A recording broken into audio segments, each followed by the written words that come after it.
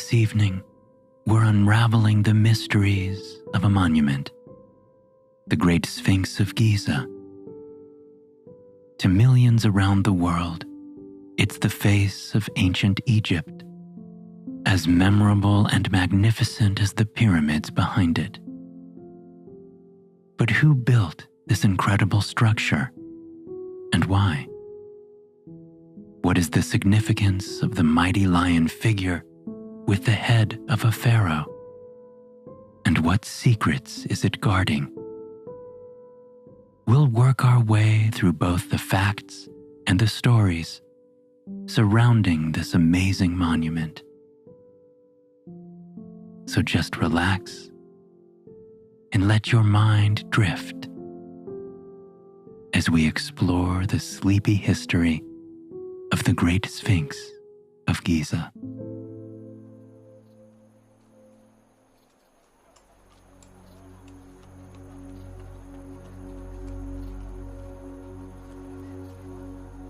There are few civilizations that could rival the legacy of the ancient Egyptians in Northeast Africa. A kingdom spanning over 3,000 years, their style and sophistication remains impressive to this day. Nowhere is this truer than in Egyptian architecture, structures that tourists still flock to see. Buildings like the pyramids evoke awe and confusion. Some can't quite comprehend how such wonders were built. Located in Giza, on the west bank of the Nile, the pyramids have become emblems of ancient Egypt, as has the statue in the very same complex, the Great Sphinx of Giza, which we're exploring tonight. It's the oldest known monumental statue in all of Egypt and is familiar to millions across the globe. A giant limestone statue depicting a mythical creature. It has the body of a lion and the head of a pharaoh. It's an image that comes to mind for many people today when asked to think of ancient Egypt. A magnificent creature sitting on its haunches like a guard dog at the feet of the pyramids. In Egyptian mythology, the Sphinx commonly takes the role of guardian and protector of what's sacred or royal. The Great Sphinx of Giza is the protector of the pyramids and the bodies of the pharaohs buried within them. However, when it was built, likely around 2500 BCE, it wouldn't actually have been called a sphinx. That name wasn't used until 2,000 years later, when the Greeks likened it to a similar creature. It's unclear what name it was known by in the so-called Old Kingdom between 2700 and 2200 BCE. Also called the Age of Pyramids, it's during this time that the Sphinx was constructed. Later, though, in Egypt's New Kingdom era, it seems to have been known as Hormaket. This is a specific reference to the sun god Horus, translated into English as Horus of the Horizon. This was the name given on an inscribed plaque, the so-called Dream Stele, as the epigraph became known, and the name of the god to whom a nearby temple was dedicated around the turn of the 14th century BCE. We'll come back to this later in the story and learn how the sun god was linked to the statue. First, let's take our minds to the Old Kingdom and consider what we know about how the Sphinx was built. It's believed that it was commissioned by the pharaoh Khafre, who ruled sometime around the 26th century BCE. He was a ruler in Egypt's 4th dynasty, a golden age in the kingdom's history. Khafre reigned through a time of peace and prosperity, when Egyptian rulers sought to showcase their power. It's during the 4th dynasty that the pyramids were constructed, as well as many other monuments, including the Great Sphinx. Among his other building projects, Khafre is also responsible for the second largest of the 3 Great Pyramids. It was built to entomb his earthly remains, allowing his spirit to be reborn in the afterlife. The face of the Sphinx is thought to represent Khafre, matching other sculptures of the pharaoh from this time. He wears the famous headdress, striped blue and gold, with a cobra at the front representing divinity and royalty. The Great Sphinx is what's known as a monolith, a large block of stone shaped into a monument. It's positioned at the east of the pyramid complex, facing directly from west to east and the famous River Nile. The area around the complex is rich in limestone. It was quarried for the pyramids, other temples, and statues. The Sphinx was cut from bedrock, sculpted and painted, and transformed into a colossal and magnificent creature.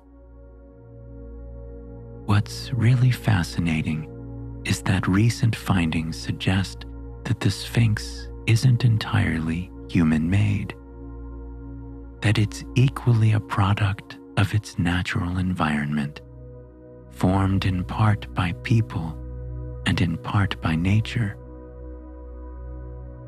Farouk El-Baz is an Egyptian geologist and a former scientist for the space agency NASA. Using remote sensing technology, El-Baz has theorized that the Sphinx's head was carved first out of natural yardang. A yardang might be described as a ridge of bedrock or any consolidated or semi-consolidated sediment, sometimes sharp and irregular in shape.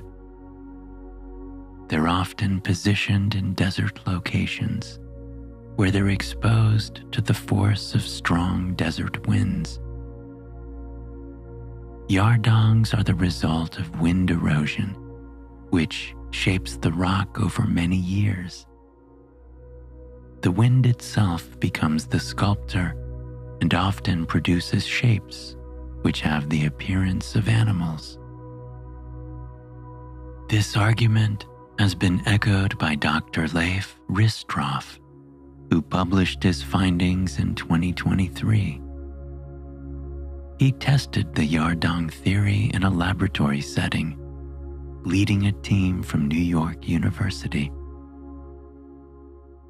They sought to mimic the Egyptian weather, as it would have been in ancient times, and to watch the effects of erosion on the landscape, particularly lone bedrock exposed to strong winds.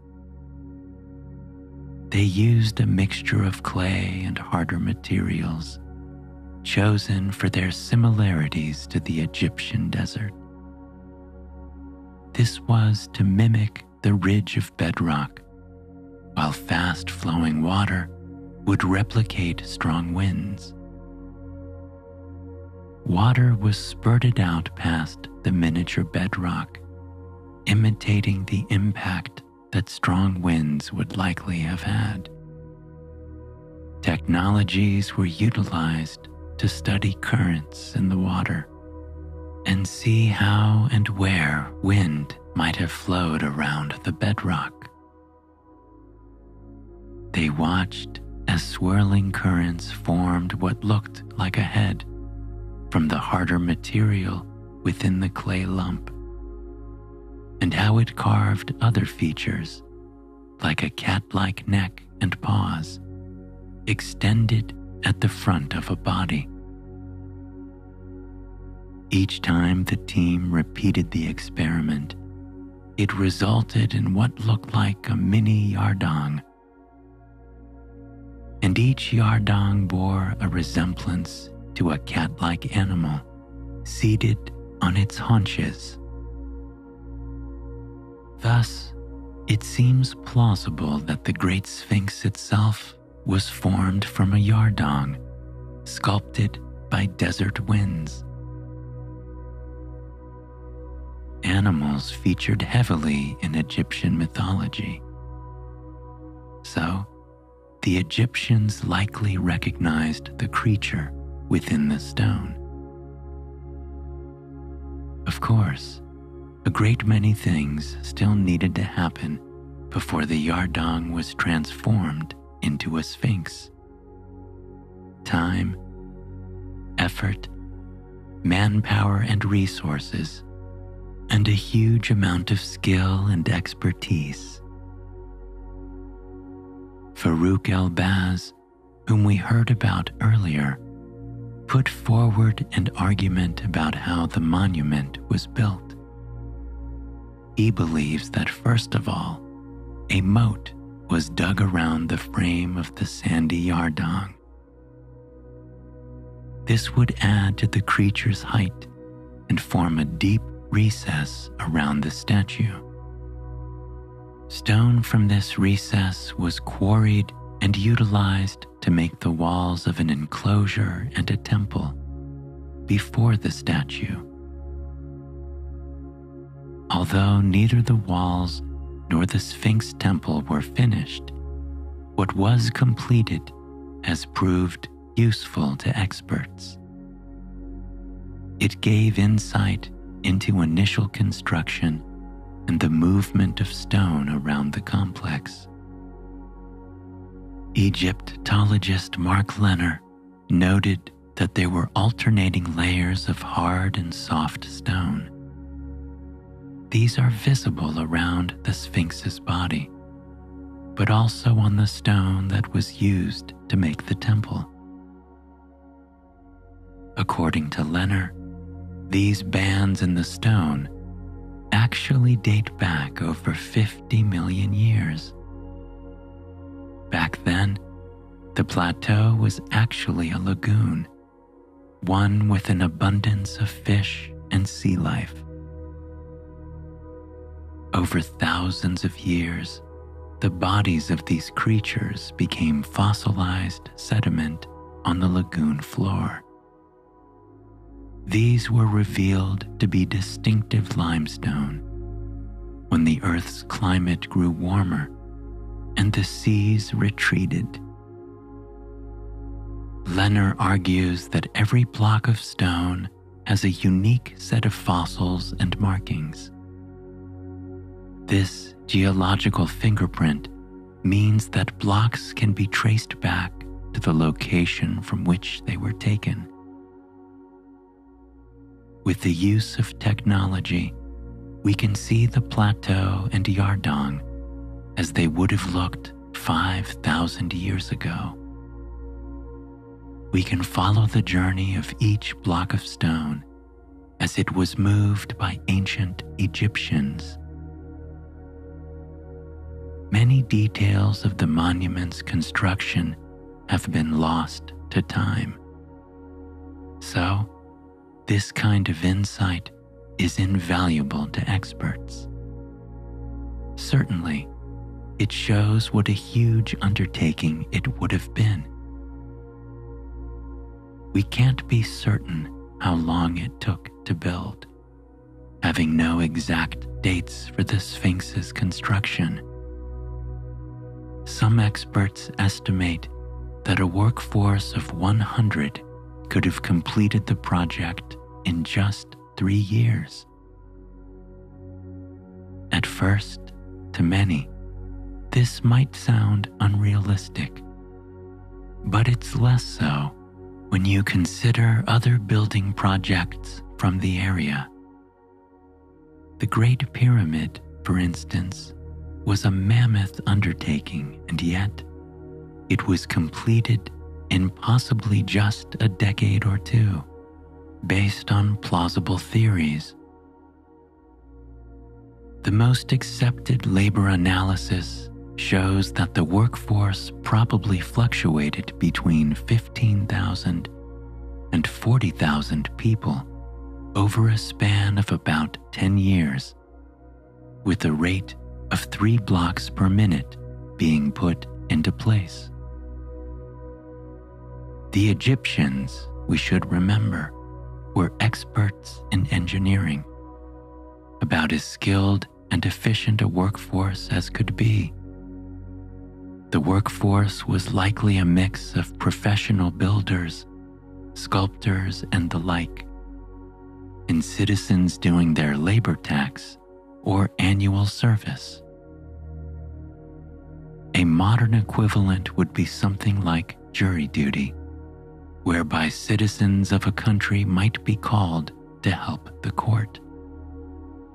For ancient Egyptians, in the age of pyramid building, it often meant helping with ongoing construction.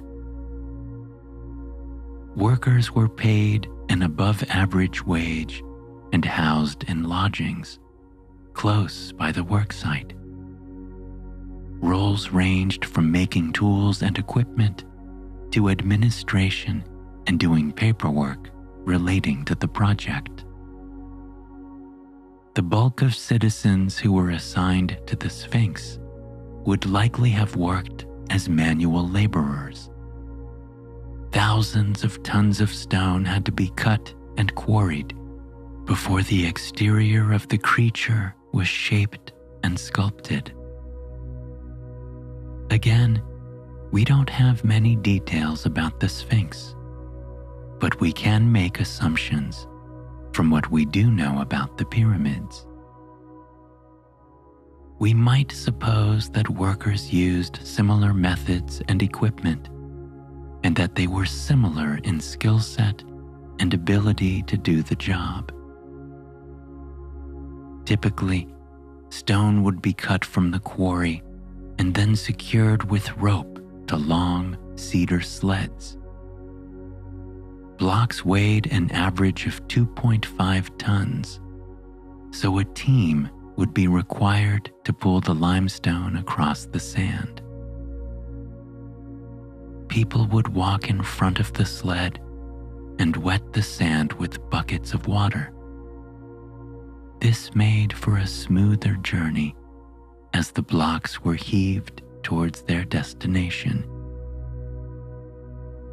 Where stone had to be raised around walls or the temple, workers relied on ramps and pulleys. Ramps also allowed sculptors to work high up, using hammers and chisels to shape the surface. Once the sculptors were done, it was a team of painters who put the finishing touches on the face of the monument.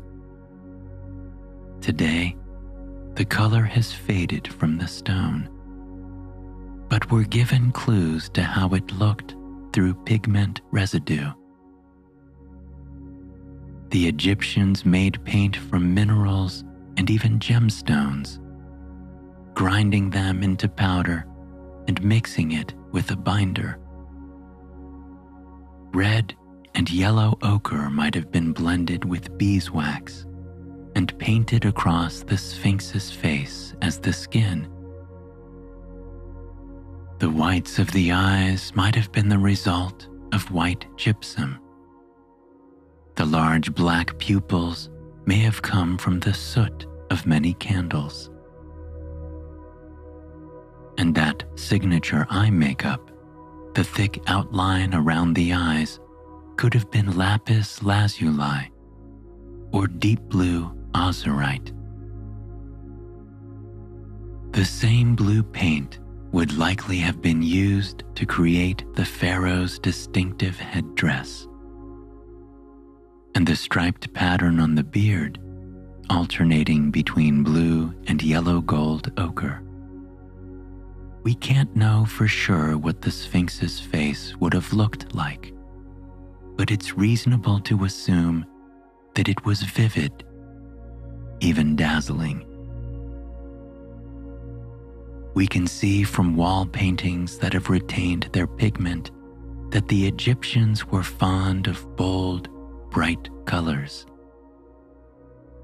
Painters were likely both skilled and meticulous, and they would have been held to very high standards. If we go by the efforts of those working on the pyramids, then there was no room for anything but perfection.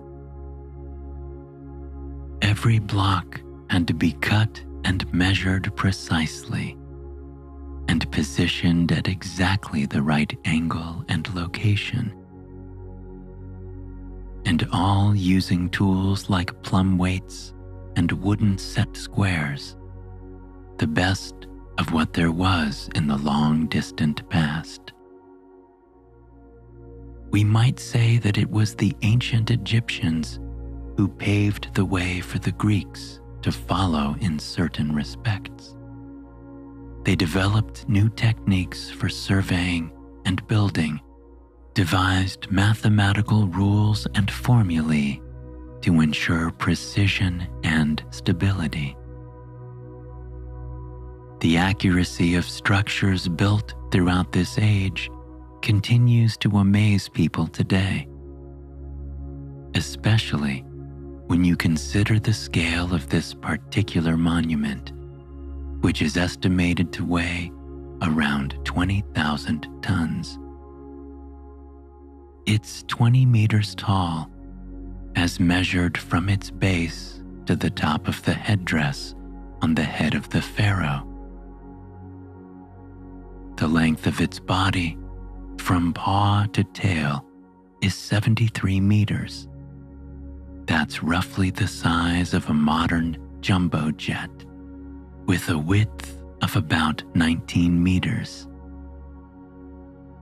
Even to people so used to impressive buildings, the Great Sphinx, or Hormaket, must have seemed otherworldly.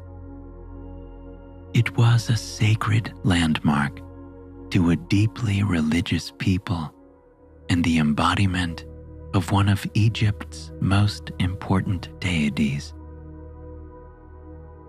Horus was the god of the sun, moon, and sky, along with kinship and the healing of the sick.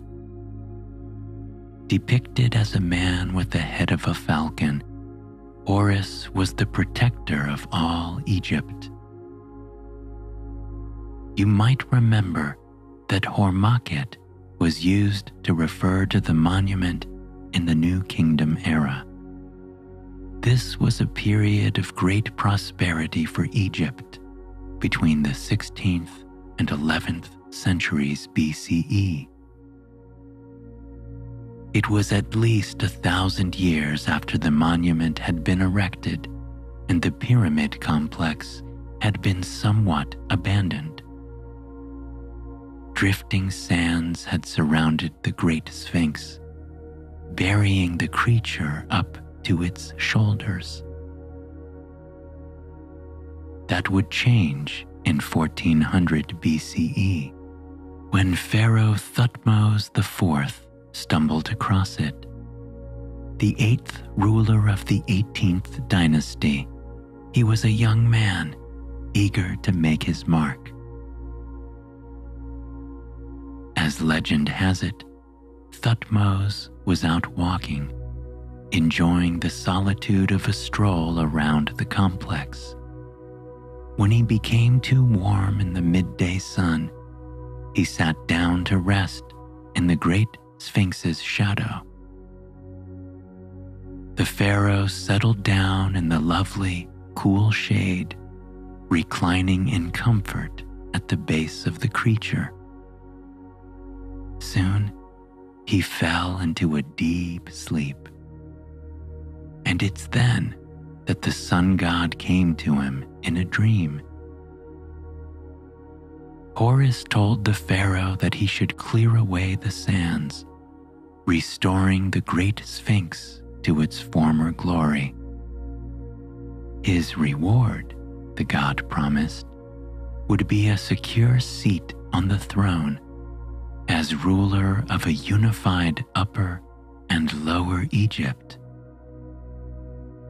Now, we'll never know if this was truth or fiction. Egyptian pharaohs were masters of propaganda. It's possible that Thutmose sought to legitimize his rule by raising his profile as an ally of the gods. Either way, he did as instructed, sending a team of workers to dig around the Sphinx. It must have taken a great deal of effort and manpower, but they managed to resurrect the creature from the sand. A shrine was erected between the lion-like paws, including the granite plaque that we heard about earlier. The dream stele was inscribed with a story. It recounted what Horus had told Thutmose in his dream. It's also possible that the carve was mentioned, but on parts of the granite that have been lost or damaged. The word carve was noted in 19th century observations and thought to be the beginning of the pharaoh's name. Only the hieroglyphics were lost in 1925 when the plaque was re-excavated and further damaged. Little more is known about the Sphinx in this period, though it's likely that the creature enjoyed a revival. The rulers of Egypt's 18th dynasty would become known for their buildings and artistic splendor. Statues of Sphinx were common during this period. It's believed that there were thousands erected over time. Rulers like Hatshepsut, wife of Thutmose II, commissioned statues made in their own image. The Sphinx of Hatshepsut remains intact today, a pink granite masterpiece 3.5 meters long. Though this, like other statues, as marvelous as they are, cannot be compared to the Great Sphinx of Giza. The ancient Greeks would travel to Egypt and marvel at the beauty of this pharaoh-headed lion. They heard stories from soldiers who had visited the region and read the accounts of writers who described what they had seen. As we've mentioned briefly, the title Great Sphinx was attributed to the monument by the ancient Greeks. A sphinx in Greek mythology was a similar creature, with the body of a lion often depicted sitting on its haunches.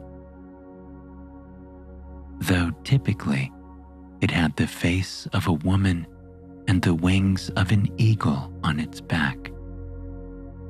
It was obviously not so different that it would bother the Greeks, who thought it a fitting label to what they deemed an antiquity. Giza would become known as a tourist destination, a place to marvel at the Great Sphinx and the pyramids. First by the Greeks and then by the Romans, who would conquer Egypt in the 1st century CE.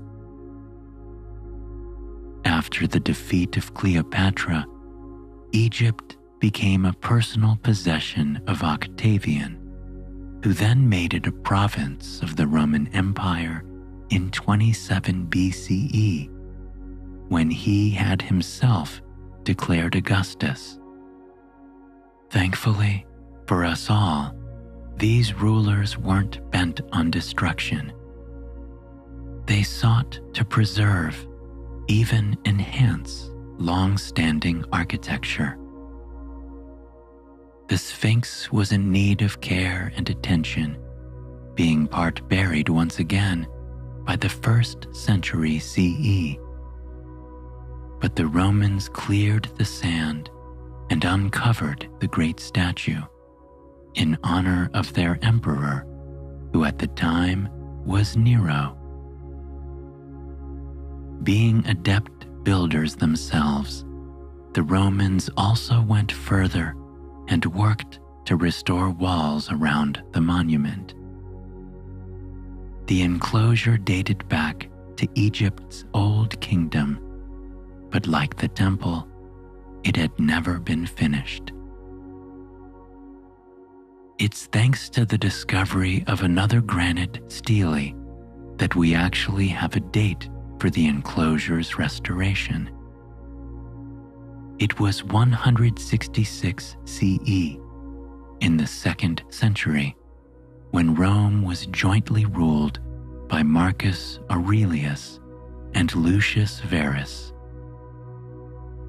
The Romans also built a stairway, 12 meters long, leading up to a podium between the massive paws. This provided views of the nearby Sphinx temple and allowed one to see the sculpture from much closer up. Today, the stairway is no longer there. It was taken down during excavations in the early 1930s. We can only imagine how many feet might have walked across it. Centuries of tourists who came to see the great creature. One of those tourists was Pliny the Elder, a Roman author writing in the 1st century CE. He recounts the Sphinx as a wondrous object of art, describing its reddish-colored face and enormous measurements. He goes on to comment on the aura around the monument, the quiet contemplation of people near it. Pliny is aware that to the Egyptian locals, the stone monument is divine and sacred. With accounts such as this, it's hardly surprising that the Sphinx would continue to attract attention. After Rome's time had ended in the 5th century CE, and throughout the rise and fall of many more great empires.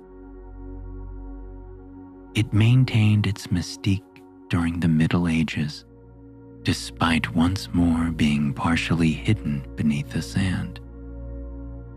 Arab writers at the time spoke of the statue like a sacred talisman, protecting the desert.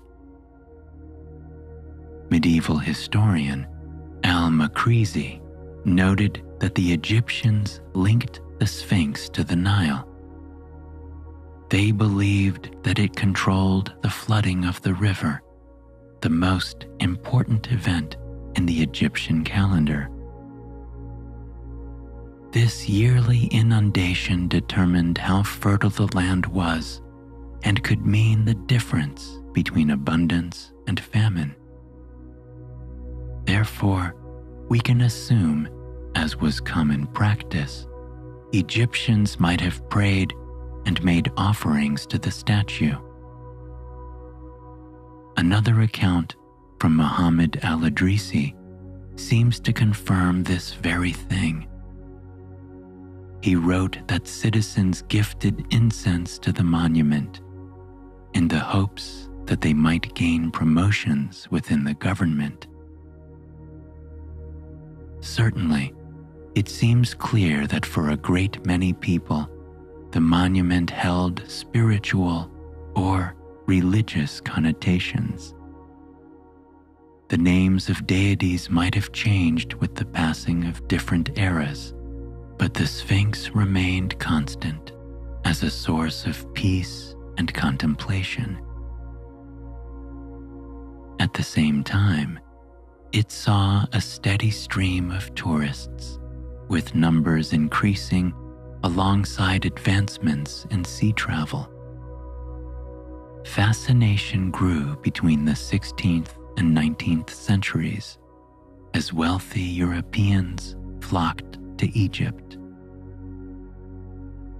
The accounts of these travelers make for fascinating reading, telling us as much about the Sphinx as the people who saw it. At this stage, the paint had faded from the statue, and the pharaonic headdress resembled long hair. Many Europeans thought it part lion, part woman, a wingless version of what they'd likely seen in Greece. Writers saw the monument through their own cultural lenses, with a mix of curiosity and childlike wonder. Even those describing it as having the head of a monster imbued their accounts with reverence and awe. Such descriptions have proved useful in a practical sense too, especially those that included prints of the statue. These allow us a glimpse into the Great Sphinx's past and help us to track any changes that have occurred over the centuries. The most obvious change, and one still visible today, is that the nose of the Sphinx has been deliberately removed. Once rumored to be the work of Napoleon's cannons, we now know that this is incorrect. The nose is shown as missing on earlier sketches made by Danish explorer and archaeologist Frederick Louis Norden. These were drawn in 1737, 60 years before Napoleon led his armies to Egypt. The reason for the damage and those responsible continue to elude experts in the 21st century. Most likely, it was defaced during a wave of iconoclasm when religious images were deemed heretical. Less is known about the ceremonial beard, which either fell off or was removed in ancient times. However, some pieces are housed today in the British Museum, where visitors can see patterns carved across the stone.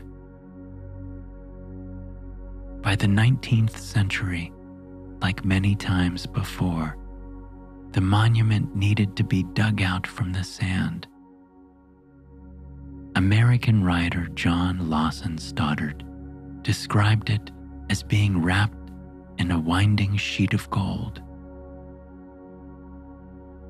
Excavations took place in 1817, and the sand was cleared from the front of the statue. This also led to the discovery of that Roman-made stairway and the dream stele, which told of Thutmose's vision.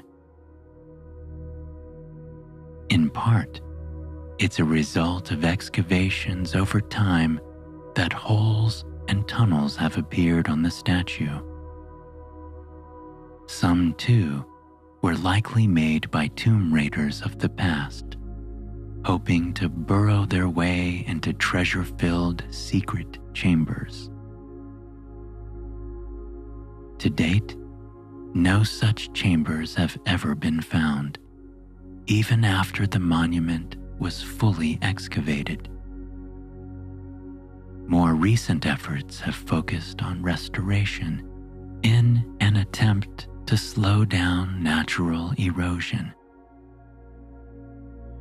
The real treasure, it would seem, is the Sphinx itself, a feat of ancient engineering, style, and beauty. A monument that has outlived so many ancient wonders, and one that continues to thrill tourists from all across the globe. Solemn and silent in the presence of the desert, veiled in the mystery of unnamed ages. These are words that are as true today as when they were written by John Lawson Stoddard over a century ago. To Stoddard, the Great Sphinx was a symbol of eternity, forever gazing on into the future. It has outlived so many eras, so many empires and their leaders, and it will continue to do so for a long time to come.